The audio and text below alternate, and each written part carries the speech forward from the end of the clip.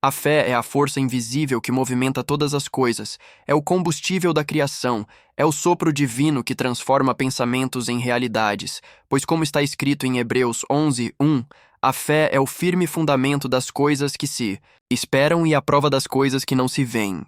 E quando entendemos que tudo o que é visível nasceu no invisível, compreendemos que o primeiro passo para a prosperidade não é o trabalho, nem o esforço físico, mas a crença profunda de que você nasceu para vencer, nasceu para transbordar, nasceu para prosperar, e prosperidade não é um luxo, não é ganância, não é pecado, é direito de nascimento, porque somos filhos de um Deus que não conhece escassez, que é dono do ouro e da prata, como declara Ageu 2:8. E se o pai é dono de tudo, por que os filhos aceitariam viver no mínimo, no medo, na ansiedade pelo amanhã, se o próprio Jesus afirmou em João 10:10? Eu vim para que tenham vida e a tenham em abundância. E essa abundância não é apenas emocional ou espiritual, mas também financeira, porque dinheiro é ferramenta, é extensão da sua missão, é multiplicador da sua voz. E quando você entende que prosperar é um ato de obediência, não há mais espaço para culpa, para vergonha, para medo de crescer, pois em Mateus 25, na parábola dos talentos, o único servo repreendido foi aquele que escondeu o talento por medo, que enterrou a oportunidade, que paralisou sua ação por falta de fé e foi chamado de mau e negligente, enquanto os outros que multiplicaram receberam aprovação e mais responsabilidade. Isso nos ensina que Deus confia recursos àqueles que têm coragem de agir com sabedoria, porque a fé sem obras é morta, como ensina Tiago 2:17. E por isso a oração deve vir acompanhada de atitude, a esperança acompanhada de planejamento, a crença acompanhada de movimento, pois fé é ação, fé é plantar mesmo sem ver a chuva, é regar mesmo sem ver o broto, é agradecer pela colheita antes da semente germinar, porque quem crê verdadeiramente não espera as condições perfeitas para agir, ele cria as condições, e essa mentalidade é o que diferencia os que prosperam dos que apenas sobrevivem, porque enquanto muitos esperam uma chance, os que têm fé criam a oportunidade. Como diz T. Harv Eker, os ricos acreditam que criam a própria vida, os pobres acreditam que a vida simplesmente acontece com eles. E a Bíblia confirma isso em Provérbios 23:7. Assim como o homem pensa em sua alma, assim ele é. Ou seja, se você pensa pequeno, atrai pequeno, se acredita na escassez, vive limitado, se repete frases como dinheiro é sujo, quem enriquece se afasta de Deus. Melhor pobre, mas honesto.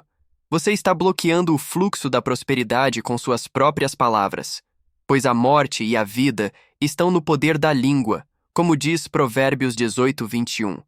E se você deseja riqueza com propósito, precisa limpar sua mente de crenças limitantes, precisa substituir a culpa pela gratidão, precisa entender que quanto mais você cresce, mais você pode servir, mais você pode dar, mais você pode deixar um legado.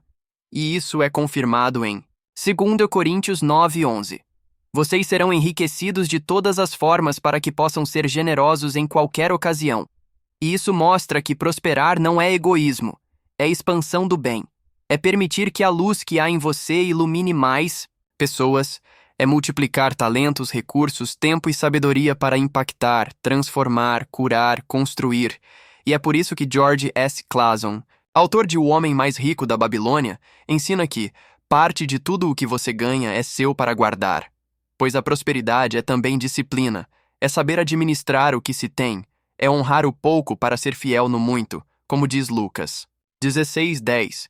Porque quem é infiel no pouco será infiel no muito. E a verdade é que Deus só amplia aquilo que você administra bem. Por isso não se trata apenas de ganhar mais, mas de multiplicar melhor, de cultivar a inteligência financeira, como ensina Robert Kiyosaki em Pai Rico, Pai Pobre, que não basta trabalhar por dinheiro, é preciso fazer o dinheiro trabalhar por você. E isso começa com educação, com visão, com uma mudança de mentalidade. Pois ninguém enriquece de verdade sem antes enriquecer a mente, sem antes transformar seus pensamentos, porque a pobreza muitas vezes não está no bolso, está no padrão mental, está na repetição de crenças herdadas, está na falta de fé no próprio valor, no próprio potencial, no próprio chamado, e por isso, a verdadeira libertação financeira começa quando você entende que é responsável pela sua realidade, que sua colheita depende da sua semeadura, que você pode orar, sim, deve orar, mas também precisa planejar, agir, persistir e resistir, porque o mundo não para os que desistem, e o reino de Deus é tomado por esforço, como diz Mateus 11:12. E quando você une fé com ação, oração com disciplina, esperança com estratégia, o céu se move, o impossível se dobra, as portas se abrem, e os recursos aparecem, porque Deus honra quem tem coragem de andar mesmo sem ver o chão. E o que parecia deserto vira campo fértil, o que parecia crise vira oportunidade, o que parecia fim vira recomeço. E tudo começa dentro, na mente, no coração, na palavra.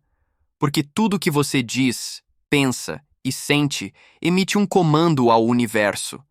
E Deus opera através dos seus movimentos, através da sua fidelidade, através da sua visão. Por isso não reclame, não murmure, não diga que não consegue. Não diga que é difícil, diga eu posso. Diga vai dar certo. Diga Deus é meu provedor. Diga como está escrito em Filipenses 4:19. O meu Deus suprirá todas as minhas necessidades segundo as suas riquezas em glória. E viva com essa certeza. Respire essa verdade. Caminhe com essa confiança, porque o justo vive pela fé. E quem crê não se desespera.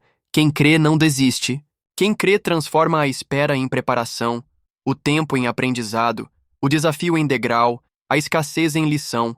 E quanto mais você se alinha com o céu, mais as coisas fluem aqui na terra. Porque buscar primeiro o reino de Deus e a sua justiça faz com que todas as outras coisas sejam acrescentadas, como promete Mateus 6:33.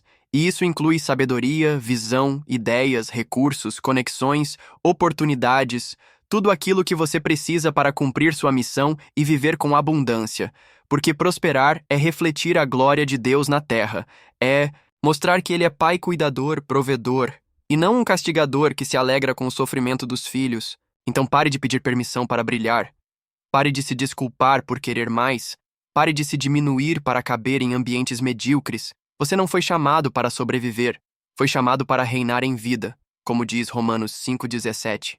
E isso só é possível quando você troca a mentalidade de vítima pela mentalidade de filho, quando entende que riqueza é consequência de quem você decide se tornar. Então torne-se hoje alguém comprometido com o crescimento, com a fé inabalável, com a excelência, com a integridade, com a generosidade, com a abundância em todas as áreas, e os resultados serão inevitáveis, porque quando a mente muda, tudo muda. Quando a fé aumenta, o medo perde força. E quando você entende que prosperar é parte do plano de Deus, você para de resistir e começa a fluir, começa a confiar, começa a agir. E tudo aquilo que você sonha começa a se aproximar, porque sua vibração muda, sua energia atrai, sua fé constrói, sua persistência conquista. E no final, você vai olhar para trás e entender que tudo começou com uma escolha. A escolha de crer, de declarar, de agir, de continuar, mesmo quando parecia impossível. E esse é o verdadeiro milagre da fé.